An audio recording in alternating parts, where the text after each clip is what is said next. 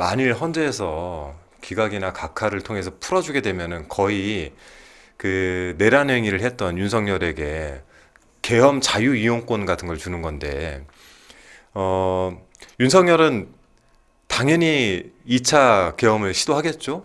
그 압력밥솥 터지는 소리 좀 하지 마십시오. 네. 생각만 해도 끔찍합니다. 그래서 이게 윤석열이 헌재 최후 진술에서 본인이 이제 복귀 계획을 밝혔는데, 이거를 들으면서 좀 끔찍한 생각이 좀 들기도 했었습니다.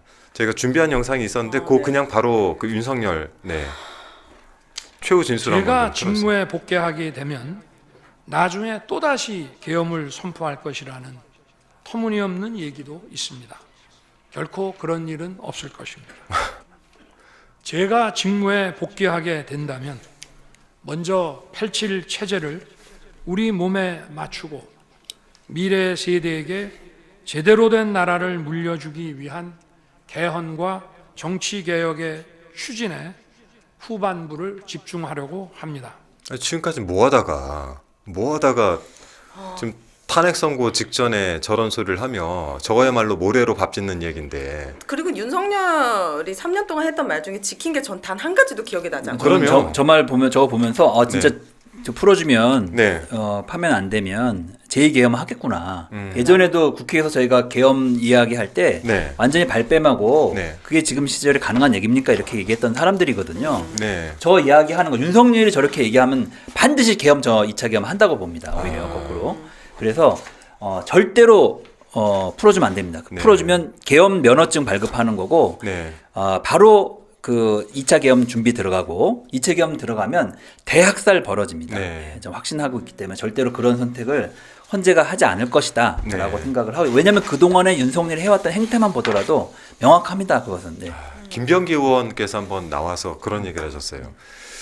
역대 있었던 계엄 중에서 윤석열의 계엄이 가장 준비가 잘 된 계엄이다. 아, 그래요. 규모 면에서도 그렇고 준비 기간도 그렇고 굉장히 잘 된 계엄인데, 다만 시대상을 읽지 못해서 실패한 계엄이다. 이렇게 얘기를 했는데, 그 노상원 수첩에 보면은 그 행사 후, 그러니까 계엄을 하고 나서 뭘 할 것인가 쭉 적어놓은 게 있는데, 여기에 보면은 국회 정치 개혁, 선거제도 개선 이런 게 나와요. 그리고 여기에 참조해야 되는 것이 중국과 러시아 선거제도를 연구해야 된다, 이렇게 나와요. 이 두 나라의 특징이 뭡니까? 장기 집권 준비를 그렇죠. 하는 거죠. 사회주의 국가. 네. 능력도 안 되면서 깜도 안 되면서 독재를 꿈꿉니까? 진짜. 그러니까 저는 끔찍해요, 진짜. 제가 원내대표 할 때 여러 가지 그 윤석열 또는 그쪽과의 여러 가지 그 네. 이 소통 과정에서 문제들이 네. 이 에피소드가 있는데, 일관되게 확인된 것은 네, 윤석열은 정치를 해서는 안 되는 사람이었잖아요. 그렇죠. 왜냐하면 정치의 기본, 즉 상대가 있다. 나는 100% 얻지 못한다. 네. 51% 가져오면 많이 가져오는 거다. 네. 이거로부터 시작을 해야 되거든요. 네. 근데 나는 선출됐다. 고로 나는 선이다. 네. 그리고 여기에 협조주지 않으면 악이다. 이렇게 이분법으로 이제 해온 거 아닙니까? 그러니까 정치가 무엇인지를 진짜 모르는 상황에서 이제 스스로 이번에 계엄하는 자기 확신을 이렇게 음모론에서 가져오게 된 거잖아요. 그러니까 저는 풀어주면 똑같을 거예요. 저는 바뀌지 않습니다. 그러니까 결국은 내가 결정하고 내가 결단하는 대로 네. 협조해주지 않은 것에 대해서는 반 국가 세력이고 반 정부 세력이고 반 체제 인사이고 이렇게 볼 이 인식에서 한치도 벗어나지 않을 거예요. 네.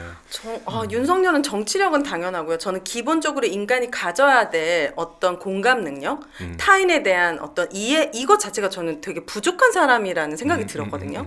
우리나라의 크고 작은 사건과 뭐 이런 참사가 있었을 때도 네. 그거를 바라보는 한 대통령이 인간으로서 봤을 때, 저 사람은 진짜 그렇죠. 약간 아픔에 대한 공감 자체가 없구나. 되게 무서웠어요. 네. 저런 사람이 일국의 대통령이다? 그 국민의 삶을 어떻게 현실적으로 느낄 수가 있죠? 저는 기본적으로 인간이 안 됐다. 그 이태원 3사 때 제가 원내대표 했잖아요. 그때 네. 이상민 저희가 힘 건의했는데 안 받아들여서 제가 이제 탄핵 네. 소추까지 그때는 이제 시도를 하지 않았습니까? 네, 네. 탄핵을 우리는 과반으로 그때는 했으니까. 그렇죠. 네. 그런데 그때도 작년에 한번 논란이 있었던 국회의장의 회고록에 담긴 내용, 네. 즉 음모론에 입각해가지고 그래서 이태원 참사가 그냥 벌어진 게 아니다. 좌파의 뭔가 그러니까요. 예, 그런 배경이 있을 음모론이 것이다. 있었죠. 네. 그러면서 몇 가지 얘기를 사실은 국회의장한테 그렇게 얘기를 하신 거예요. 그래서 국회의장이 만나가지고 깜짝 놀라서 와서 저한테 그 얘기를 해주신 거였으니까 네. 나중에 청와대가 아니라고 대통령실 아니라고 발뺌을 했지만은 그렇지 않습니다. 그러니까 이미 그 전부터 그런 극우 유튜버에 중독돼 있었고 네. 그런 음모론적 시각으로 계속 지금 국가 운영에 대해서 민주당에 대해서도 바라보고 있는 것이고 이런 거 아니겠어요?